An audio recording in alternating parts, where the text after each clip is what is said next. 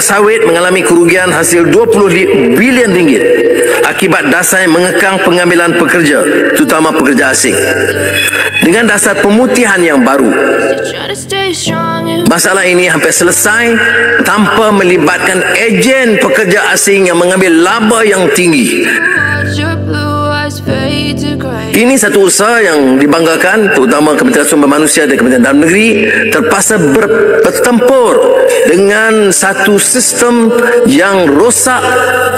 Pemimpin-pemimpin yang memberi bantuan galakan kepada ejen-ejen yang kaya raya dan menekan pekerja asing, menganggap mereka sebagai separuh hamba.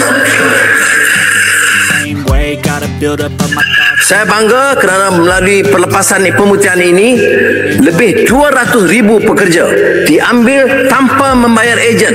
RM20,000, RM25,000, RM15,000 semata-mata bukan memperkayakan, membela nasib pekerja, tapi memperkayakan ejen dan rakan-rakan mereka.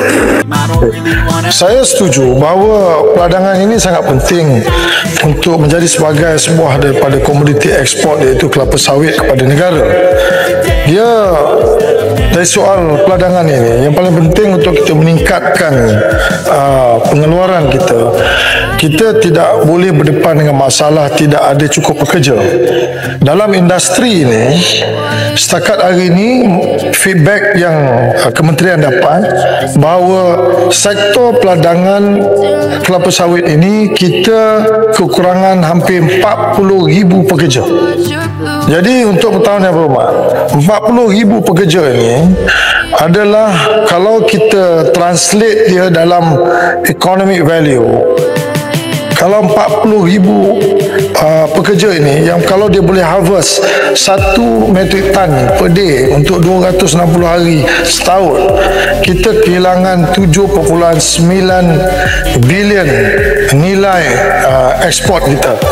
Yang kedua, kita juga berdepan dengan masalah di mana banyak daripada kita punya foreign workers yang datang ke negara kita ini, mereka dibawa masuk atas industri manufacturing dan services.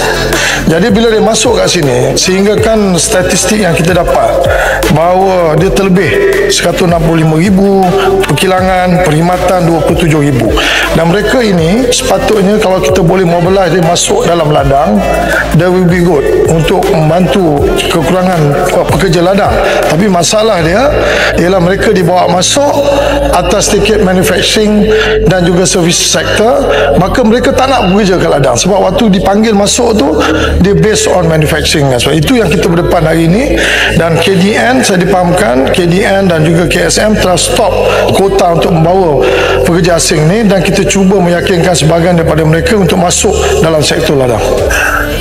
Jadi pertanyaan soal yang kedua tadi ialah kenapa kita tak produce CPKO.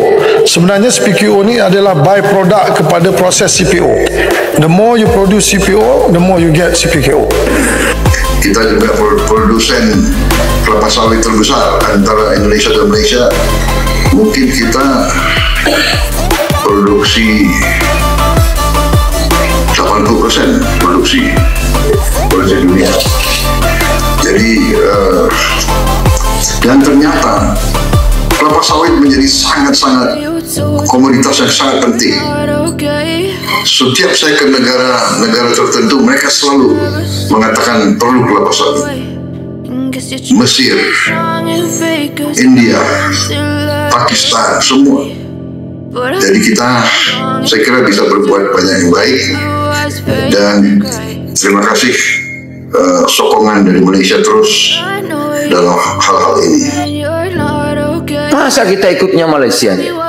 Yang punya sawit kita, yang punya karet kita ikutnya Malaysia.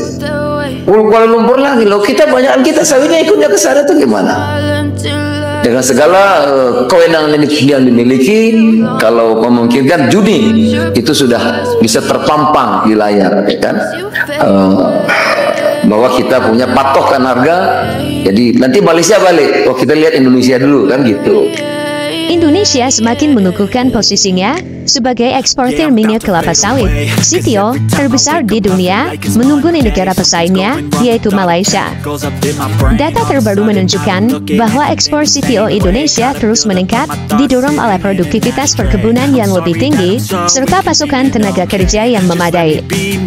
Sebaliknya, Malaysia justru mengalami hambatan produksi akibat krisis tenaga kerja di sektor perkebunan sawitnya. Kekurangan pekerja ini, salah satunya diakibatkan oleh adanya agen penyalur pekerja yang nakal yang mementingkan kepentingan dirinya sendiri.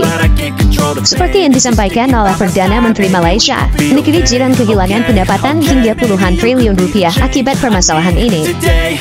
Nanti Malaysia akan mengadakan pertemuan dengan kerajaan Indonesia bagi membincangkan hasrat Republik itu untuk mempunyai penanda aras harga minyak sawit mentah MSM. Datuk Seri Fadilah Yusof berkata, perkara tersebut perlu dibincang bersama disebabkan rancangan Indonesia itu akan memberi kesan keseluruhan rantaian industri perladangan sawit bukan sahaja kepada Malaysia, malah di peringkat dunia. Apapun berlaku, ianya kena dibincang secara bersama, dan apa pun dilakukan oleh Indonesia sudah pasti ianya akan memberi kesan kepada keseluruhan rantaian, bukan saja kepada Malaysia, di peringkat dunia. Sebab itu jangan lagi kita mengekspor CPO ini terus-terusan. Harus mulai kita rubah kepada barang setengah jadi atau barang jadi. Ini yang telah kita lakukan.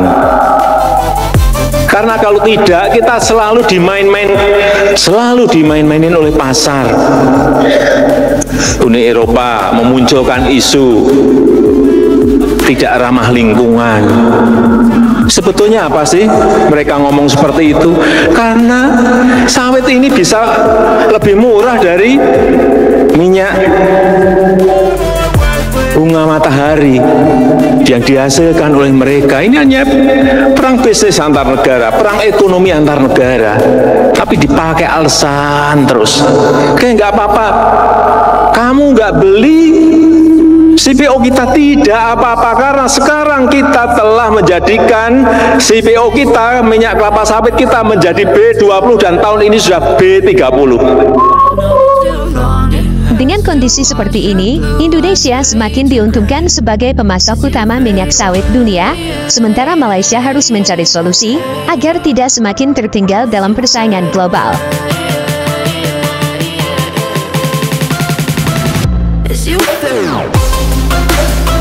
Jika Anda menyukai video kami, jangan lupa subscribe dan aktifkan tombol notifikasi agar tidak ketinggalan video kami yang terbaru.